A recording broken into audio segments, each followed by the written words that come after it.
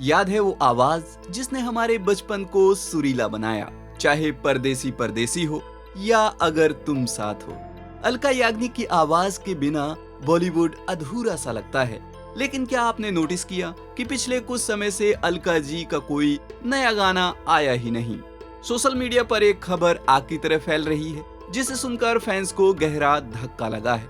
17,000 गानों को अपनी आवाज देने वाली इस महान सिंगर को एक ऐसी बीमारी ने घेर लिया है कि वो अब सुन भी नहीं पा रही हैं। जी हाँ, अलका याग्निक पिछले 2 सालों से एक बहुत ही रेयर सुनने की बीमारी से जूझ रही हैं। सोचिए, एक सिंगर के लिए उसकी सुनने की शक्ति ही उसकी सबसे बड़ी ताकत होती है, जैसे एक बैट्समैन के लिए उसकी नजर।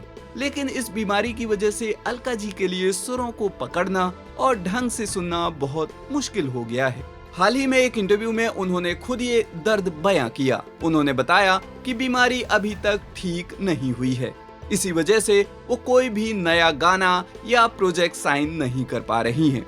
अलका जी ने कहा, मेरे पास आज भी बड़े बड़े म्यूजिक कंपोजर्स आते हैं, काम ऑफर करते हैं, लेकिन अपनी इस हेल्थ कंडीशन की वजह से मुझे भारी मन से सबको मना करना पड़ रहा है। अलका याग्निक कोई मामूली नाम नहीं है। उन्होंने अपने करियर में 17,000 से ज्यादा गाना गाए हैं।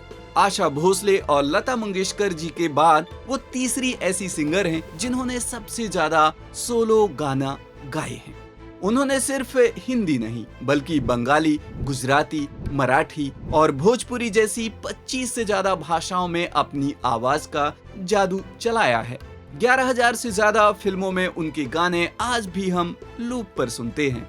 यह कुछ ऐसा ही है जैसे किसी पेंटर से उसकी ब्रश छीन ली जाए या किसी जादूगर से उसकी छड़ी। अलका जी की आवाज हमारे इमोशंस की भाषा थी। आज जब वो खामोश हैं तो पूरी म्यूजिक इंडस्ट्री और उनके करोड़ों चाहने वाले बस यही दुआ कर रहे हैं कि वो जल्द से जल्द ठीक हो जाएं। बीमारी भयानक है, लेकिन अलका जी की फाइटिंग स्पिरिट उससे भी बड़ी है।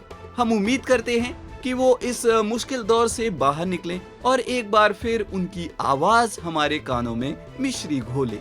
अलका याग्निक का आपका सबसे फेवरेट गाना कौन सा है? कमेंट सेक्शन में जरूर बताना। अन्य खबरों और अपडेट्स के लिए देखते रहिए बॉलीवुड नाउ।